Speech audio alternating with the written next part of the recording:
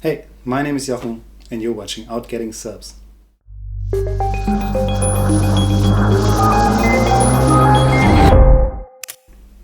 Alright, so here we go. Welcome to episode 1 of OutGettingSubs, my little series of videos that I want to share with you. Just as a bit of background, my name is Jochen, I live in Germany, and I recently picked up astrophotography again after living in a big city about 15 years. So there was not a good opportunity to get on the balcony or into the backyard and set up a big scope and go for deep sky stuff. So I stuck to Moon, Jupiter, Saturn, stuff like that.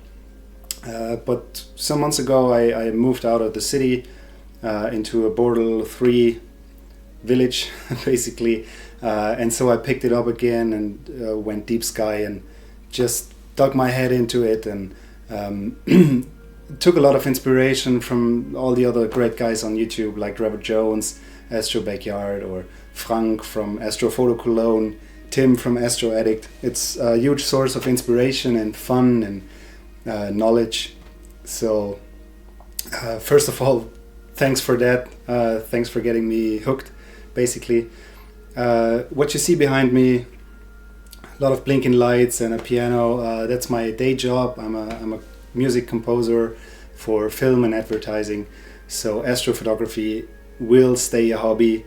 I'm not planning to do something full-time or go into photography full-time, so it's just a way for me to just get some fresh air, get out, be alone, think, watch, and ease my mind basically, and learn a lot on the other side. I love learning, and there's such a steep learning curve in the beginning.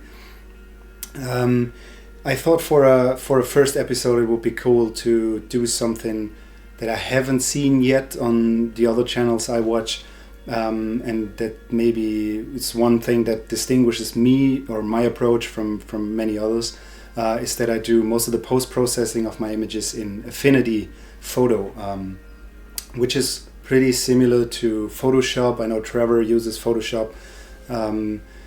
It's basically, for me, the best alternative to Photoshop, and it's cheaper. It's still young, so there's bugs, but totally fine, nothing to worry about. I would invite you to check it out. It's a really cool software package for photography, but also for design, for vector stuff. There's as you have in the Adobe package, you have it there as well, like different softwares for different approaches. Recently I shot the Orion Nebula M42 in a very mediocre night, I should say. There was clouds, there was wind, so not a lot of data captured because a lot of clouds were coming in, so I had basically 2 hours to set up, polar align, set everything up, start shooting. So I ended up with, I guess, 22 minute exposures without auto guiding, and the wind started to knock on the scope, so the stars are not perfectly around, so it's not the greatest image, but I still wanted to take this one as an example for my basic approach to post-processing images in Affinity. And I don't know, I hope you enjoy. I would love to read your comments about it. Maybe there's other Affinity users out there that are into astrophotography that got some more tips or can tell me stuff I can do better here or better there. A big thank you on this side again to Trevor Jones. He's done a lot of processing tutorials with Photoshop, and you will recognize some of his approaches in there, just done in Affinity, done a bit differently. I hope you enjoy it, and see you next time. Alright, so here we are in Affinity Photo. 1.8. I've already loaded the result of my stack, which I did in a deep sky stacker. It's gonna be a later tutorial, or you can just look around YouTube. There's a lot of content explaining deep sky stacker and how to stack your images. This is a pretty, I'd say, mediocre stack of the Orion Nebula with its neighbor, the Running Man Nebula.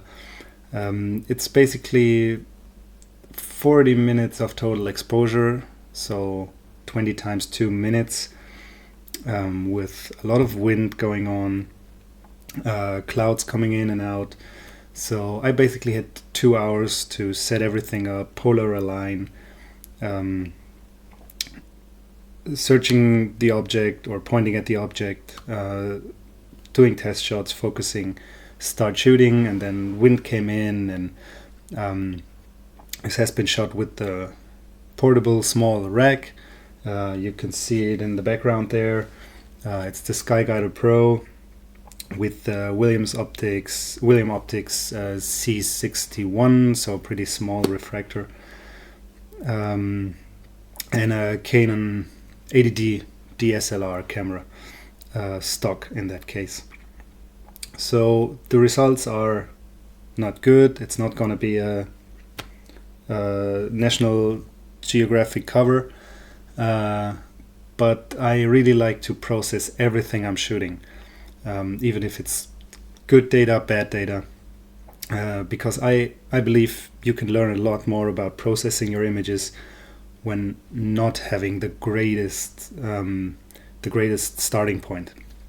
So we're going to use this one, loaded in Affinity. It's a 32-bit TIFF when you load it in. So the first thing you want to do, I already did that, is convert it to 16-bit, which is document, convert to format, ICC profile, and there you choose RGB 16, which will convert it into 16-bit. So that's our starting point. Few small things I want to do before starting to stretch the image and do all the other stuff. You see in my layout I got two very present windows here. One is the info tab and one is the channels tab. We're going to use the channels later, but I want to get into the info tab first. We got a sampler here. That's two samplers basically, a RGB and a CMYK sampler. What these do I'll show you in a minute, but let's just delete this CMYK sampler. So click it and say remove selected sampler, and let's add a new sampler which is also RGB. We don't need a CMYK because we're not going to print this or convert it to CMYK later, so we don't need to be aware of our CMYK values. For both of these samplers, switch them to sample from location, which will give you see it up here, a little magenta crosshair that you can drag around in your image. And I'm just going to drag this one to a very dark location. So let's see if we can find a location without a star or anything. Seems good. So that's going to be our reference point for our black tone, basically our dark tone. And I'm going to do the same for a light tone. So I'm taking the next sampler and drag it to, I'm looking for a big star, and I want to drag it not onto the star directly, but just next to it. So we have, we can see if our stars have a reddish, greenish, bluish halo later, and we can work against that.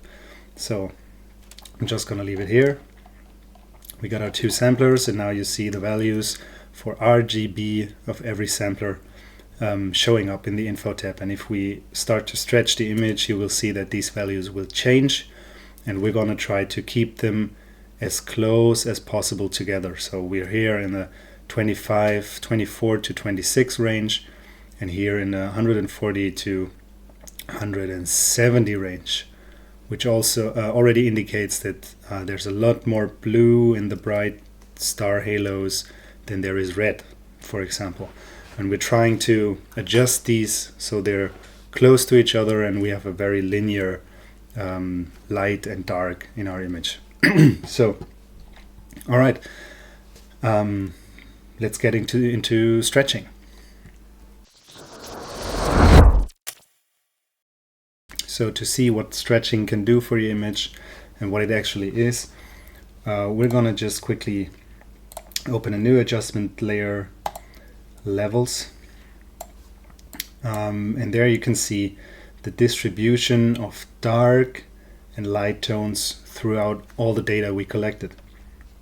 So you see that there's a lot of unused space down here before the darkest shadows are coming in. There's a lot of space up here, but don't be mistaken, there's a lot of data up here that we just don't see. You'll see that later when we start stretching. So what you want to do is get your black level up to where the first channel starts its curve. In our case, the blue channel. We don't want to clip anything off here, so you don't want to put it here. You just want to put it just there where the little curve begins.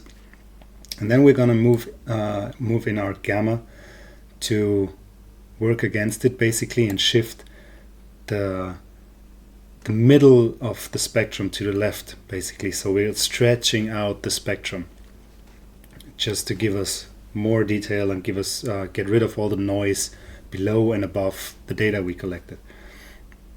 So we're gonna turn this one down, and there's first time we can look at our indicator.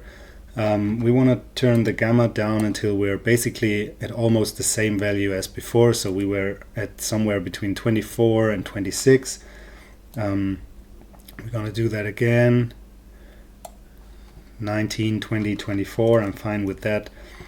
But what you're already seeing is there is a brighter gap now between red and blue, and that's gonna be even brighter when we do more steps of stretching. And that's something we will work against later when we're stretching the individual channels of the image. Normally I just leave this open and start the next stretching. In this case, just to speed things up, I'm going to merge this one with the layer, so it's processed in there. There's no way back basically. We're going to do this again. Stretching is always done in several steps. So now what you see is our spectrum of tones is stretched out already. The curves are not as steep anymore. So we're basically zoomed in because we got rid of all the noise on the left and the right. So going to do the same again, move our black point in and move our gamma down until we're basically at round about the same values as before with our dark sampler. 28, 21, 20, I'm fine with that. You could start already to even this one out, 28 to 20. So let's see, let's get into the blue channel. What you see here, the blue channel starts just down here. If we switch to red, it will start way above that. Green will be somewhere in the middle. So that's why red and green are much less affected by what we do right now. And we can work against that by just moving the gamma for only the blue channel in this case to get close to the R value, 28. We're now at 27 for blue, that's fine. Let's do the same with green. Get it up a bit. Alright, so we have a very linear dark again. We're gonna merge this one. What we can do now is maybe do another one. It depends on the image. I definitely want to do another one just to get this faint nebulosity worked out a bit more. I'm just gonna do a quick curve stretch in between just to separate the light from the dark areas a bit more. So we want to have our line pretty straight down here, and what you can see, if I will turn it up a lot, that the bright areas will really start to shine now.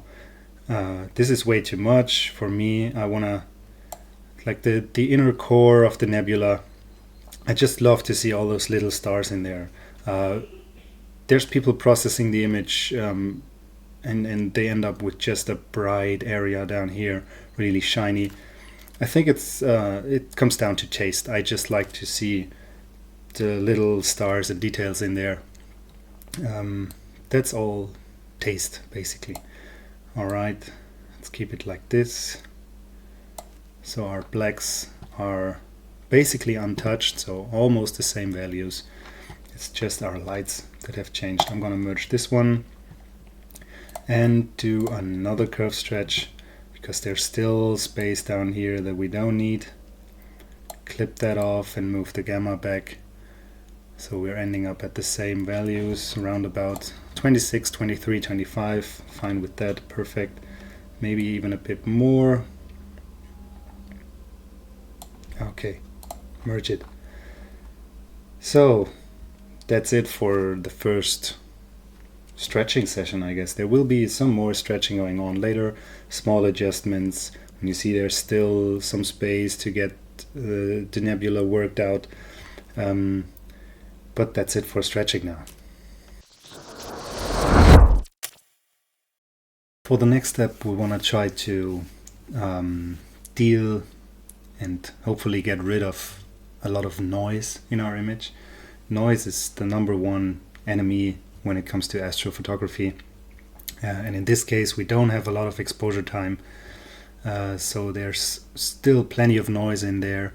And I'll try and show you a way of getting rid of most of it without destroying too many details, without ruining a lot of the fainter details in the object. So a good way to do it is if you do the denoising per channel. And Affinity has this channels tab where you can see all your color channels. So we got a composite red, green and blue. We got the same for background, which is this layer. If we rename this layer to stack, it would state stack green, red, blue. And what we want to do now is look at our individual channels and see which one is more noisy than the other, and try to get rid of the noise, in the channels with the most noise in there. So we'll look at our red channel, zoom in a bit. There's quite a bit of noise in here, especially in these dark and faint areas here. The green channel looks very good, which is typical for DSLR cameras. Got a blue channel that is pretty noisy, pretty big grains as well. So compared to the red, which is small grain or fine grainy, the blue is a bit harsher. So we're gonna denoise the blue and the red channel. I'm gonna leave the green channel as is. So let's start with the red.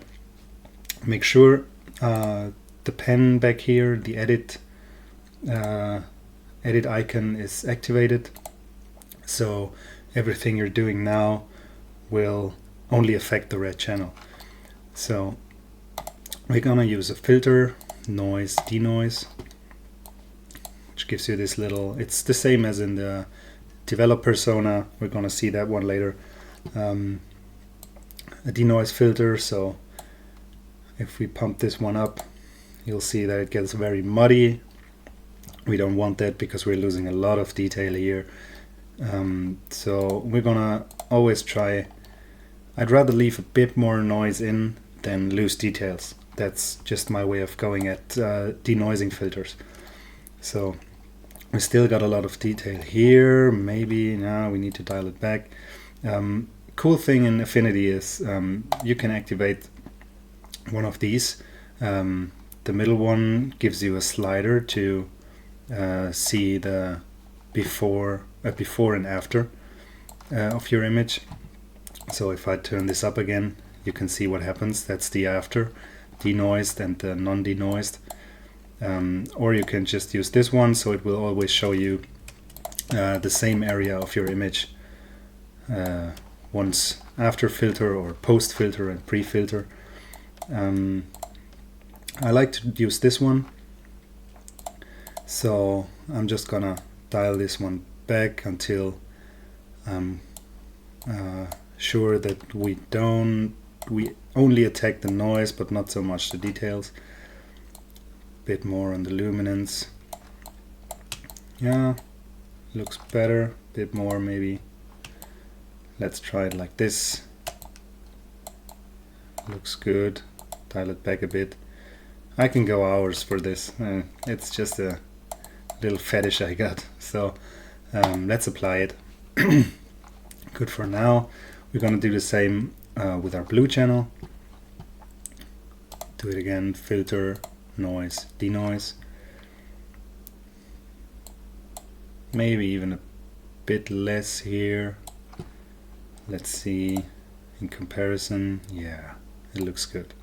You'll see a big difference up here.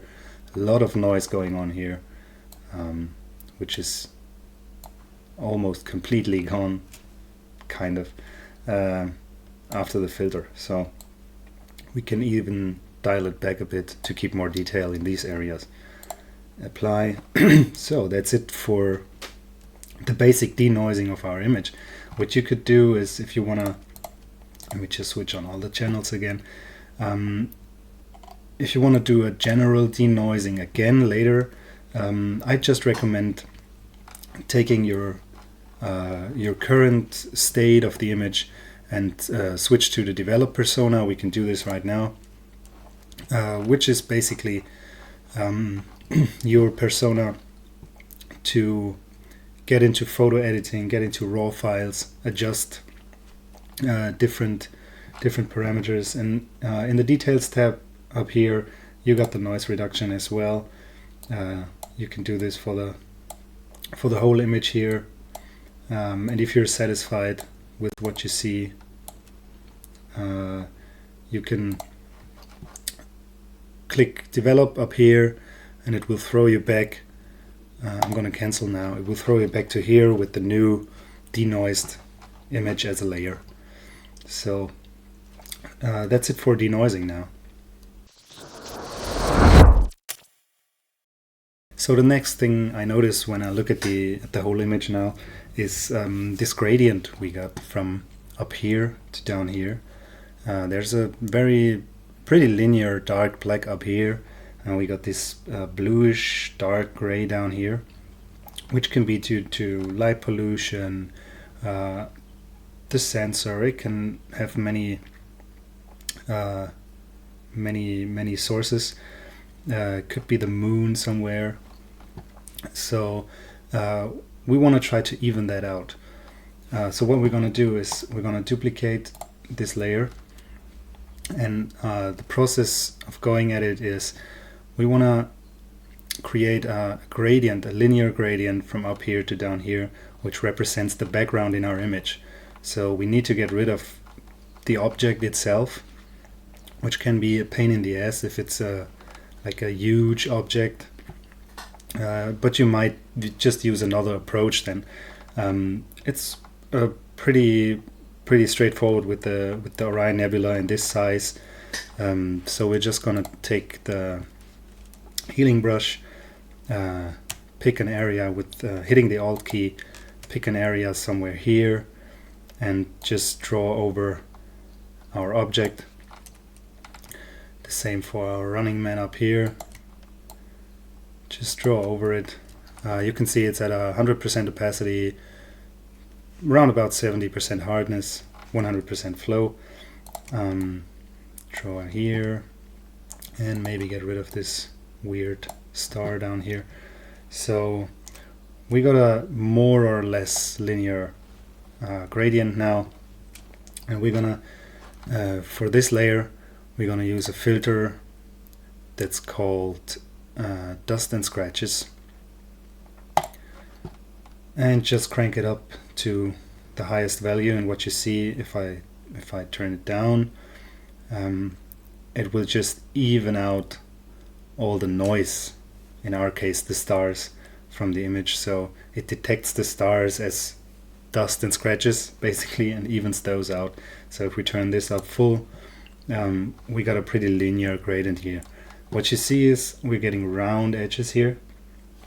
These will be cropped off later, so doesn't even matter. We're gonna apply it, and what you want to do to this layer now, which is only our gradient, you want to change its blending mode from normal to subtract. So it will subtract this from the background, so it will even out the tones here and here and throughout the whole image. So what you see is our image gets way darker. The black is a really linear dark black now. So if I turn it off, if you look at our dark sampler, we are at 27, 23, 10, 24. If I turn it on, we're at complete zero. So the blackest black you can imagine, basically. There's no color there. That's a bit much for me, so I will dial it back a bit, maybe to 60-70%, just to give me the chance to get all this faint nebulosity back later. That's fine. Normally I keep it like this. In our case, as done before, I'm gonna just merge these layers to a new one, delete the other two. So that's what we got. And what you want to do now, because we're way darker than before, what I want to do is just do a little more stretching and get those brighter tones back. And there's the next point where our sampler comes in handy. You don't want to turn it up too much, because you'll see that we're starting to just boost the noise basically. So we're going back to our 25, 22 area. That's fine. Merge it. And that's it for our gradient removal. So one more thing before we get into the colors. I'd love to dial back some of the stars a bit, because I feel like in this area here, there, these stars are just grabbing too much attention compared to the object itself. So I always try to dial them back just a tiny bit to get more focus on the object itself. And you'll see that the stars are very different in brightness between the different channels. So in the red channel, the stars are pretty normal, pretty okay. The green will boost the stars a bit. In the blue channel, there's mostly a huge shine around the stars. So we might just pick the green or blue channel. In this case, I'm gonna use the blue channel because I know that the stars will be the biggest in the blue channel, and dial those stars back a bit. So what you want to do is make it editable. Go into the filters, into the select menu, and select tonal range highlights. And what you're seeing now, it's selecting the stars, even smaller ones. We wouldn't need those, but I don't care if they are dialed back a bit as well. But it also selects this bright area in here, which I don't want to dial back.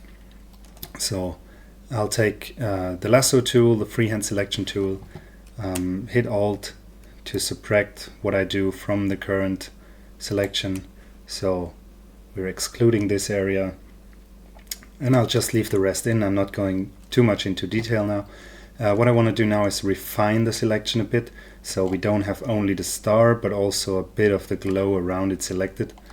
So I'm gonna click refine, and it's gonna give me a little border width fader here that I'm gonna move up a bit just to get a bit more selected around these stars. Alright, that's my selection now. I hit apply, and what you want to do now is go into filters, blur, minimum blur. And if I zoom in on this big star, you see what's happening.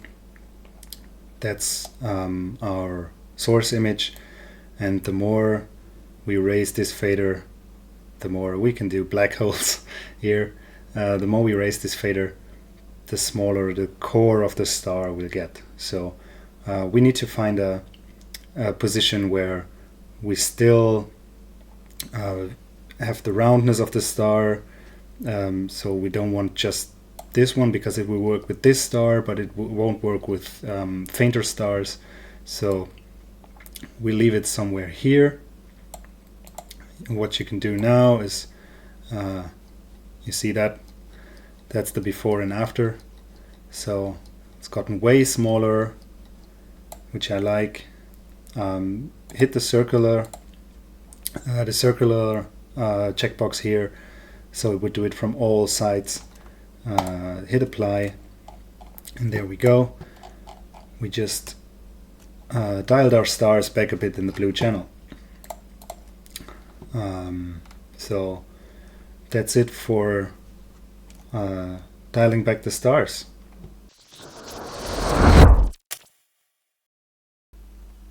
So let's get into colors. Basically the fun part of processing your astro images, but also from my little experience, the part you keep coming back to more often. When I look at the images I processed 2 weeks ago, I just want to take an hour to do a reprocessing and do some details here and there. So it's a very detailed process which won't fit in a tutorial like this. So what we're doing here is a pretty rough and basic color adjustment. Make the colors pop out, look for some areas in the image that we want to just get to the foreground. It's just to give you an idea, and you'll take it from there. You might do things completely differently. It's just the way I start about doing colors, adjusting colors. So first thing we want to do is look at our image and see and look for the areas we want to enhance. So for me, pretty clearly, on the Orion Nebula, we got this contrasty part up here with the very dark dust particles, this very light ball, I'd say, almost looks like a sphere popping out of the nebula. We got these quite contrasty color borders with the cyan out here, the bluish, and then the red magenta areas in here. Also here with all those little tiny details. Another thing I like is a kind of arc that's built up here where you seem to be able to look through the nebula.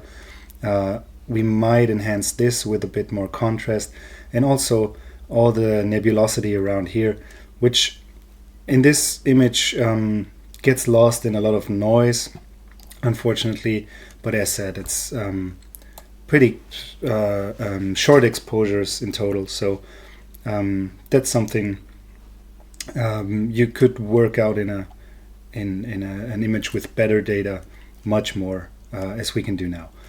So first thing we want to do is look into our channels again, and I'm just gonna select the red channel for now and see where are the areas we can use from the red channel to make things pop out. What I see compared to the green and blue channel is that we got a lot more contrast here in this area and a lot of contrast in this area, which I quite like compared to the green. The blue doesn't have a lot of contrast here. The green has good contrast here, so we could use this area from the green channel. But let's just start with the red, because we got pretty good contrast here and a very nice contrast here to make these areas pop out with color. So what I'm gonna do is I'll select the red channel and say create grayscale layer, which will, let's just activate all the channels again, which will give me a grayscale layer of just the red channel, which I can use as a mask for future adjustment layers or effects I want to apply. First thing I want to do with this is give it a bit more contrast. Just thinking in terms of mask, dark areas won't affect the image beneath, and bright areas will affect the image. So I want to get as much contrast in my mask as possible. So I'm just gonna do a quick contrast here. So what you can see is this is getting pretty dark, and we'll keep the light areas here. So everything that's white now will have the full effect applied later. Everything that's gray is gonna be like 50-60%. Everything that's black is not gonna affect our image. So I'm just gonna try it like this. I'm gonna say merge. So another thing I want to avoid is to get too much color in my stars. So what I can do now is just kind of erase those stars from my mask that I'm gonna use. So I'm gonna just use a brush with black color, and I'm just gonna paint over those stars, especially the big ones down here. We don't want those to get a lot of color, so I'm just gonna roughly erase those and then take a soft brush and go over the other ones. Also exclude the big ones. You don't want to touch too much of the nebula itself. You can always work more on that later when the effect is applied. So let this be my mask for now. Little corner down here, pretty good. I want to deactivate this, switch to our background layer, and just apply a vibrance saturation adjustment layer. And I'm just gonna pump it all the way up, vibrance and saturation. What you're seeing now is we're getting great colors in here. The contrast between the red and blue is really starting to jump out. Also the Running Man is getting this really nice blue color, but also if you look at this star, we're getting a very bad blue circular shine around the stars. Also here a lot of blue. That's the thing we want to avoid with our mask. So I'm just gonna take the pixel mask, right click it and say rasterize to mask. This is now masking everything. We just wanted to mask the vibrance adjustment, so I'm just gonna drag it down here. And what's happening now is we're still getting more color here. If I deactivate it, you'll see it. It's not as obvious as before, because the mask is kind of gray here and not white, but we can work on that. But also what you see is we're getting the color up here in the nebula, but not the weird blue, crazy blue circular shine around the stars, which is pretty cool. What you can do now, just to try how far you can push it, just duplicate this layer and see what happens. Still good. There's a lot of cyan green coming up here, which I don't like too much, but I do like the blue that is coming out here.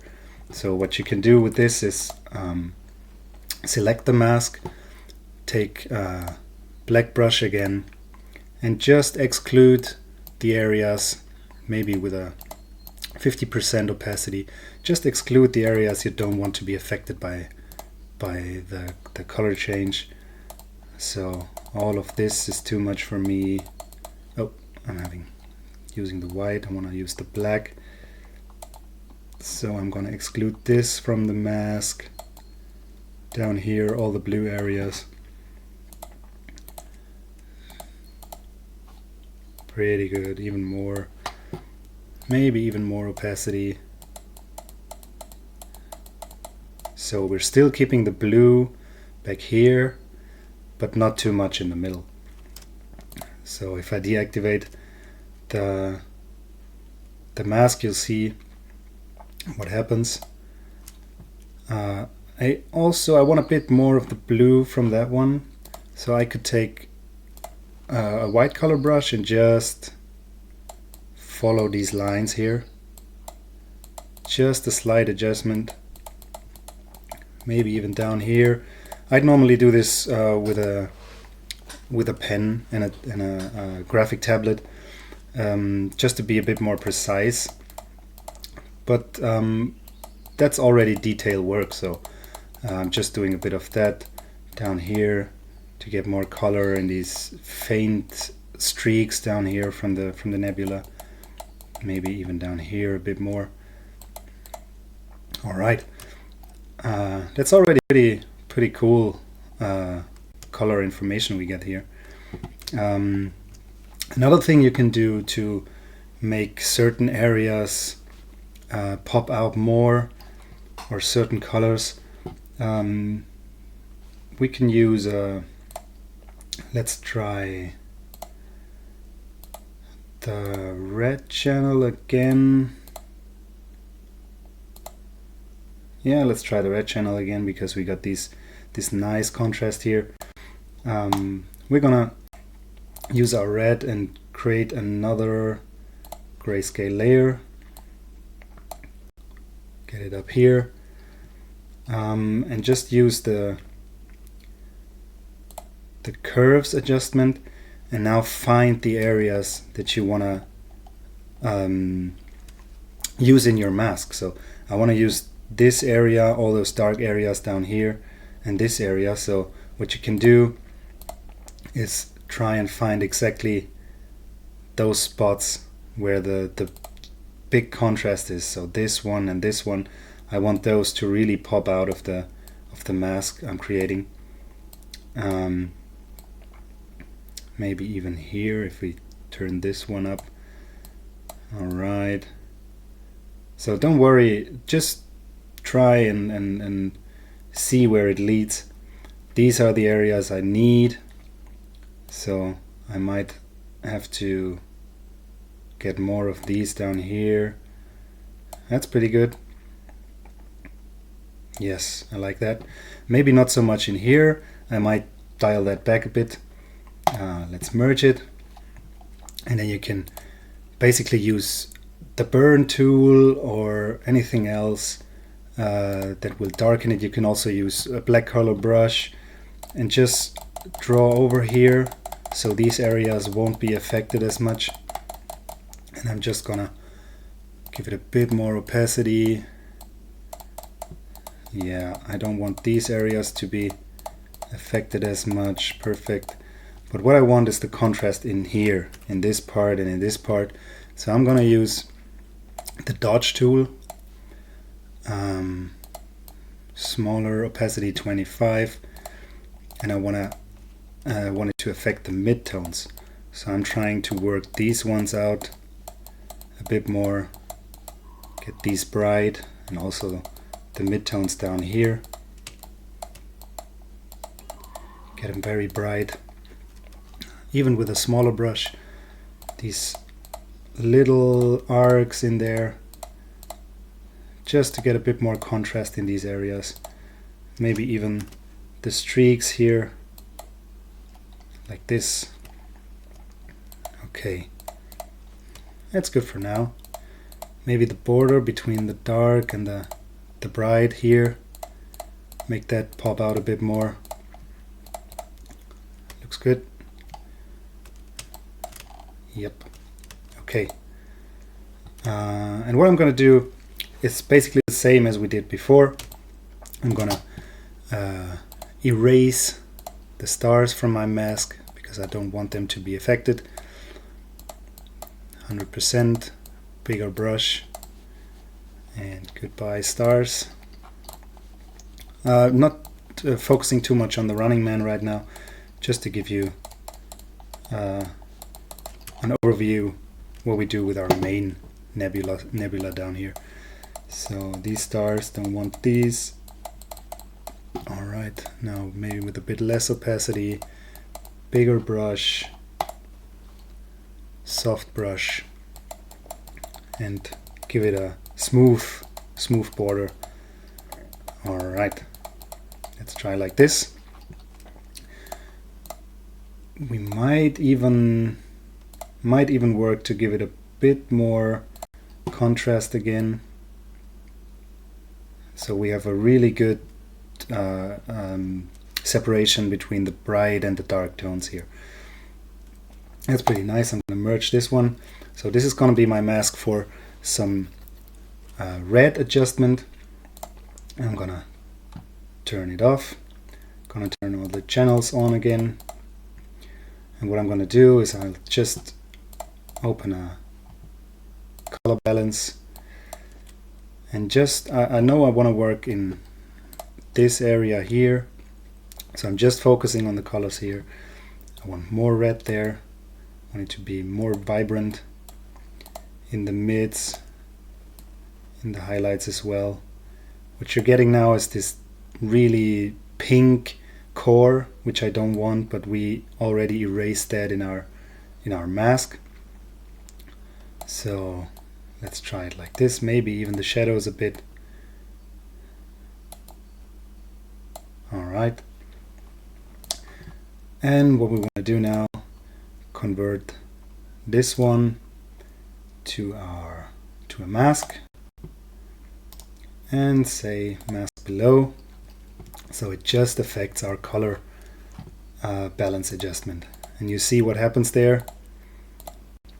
We don't affect all the stars, we don't affect the blue here too much, we just affect all the red tones in there, which is pretty nice. It's too much in here, so I'm going to erase more of that in the mask. I'm going to zoom in, take a black brush with 50%, 60% opacity, and just go over the center a bit, so we don't have these bright pink tones there.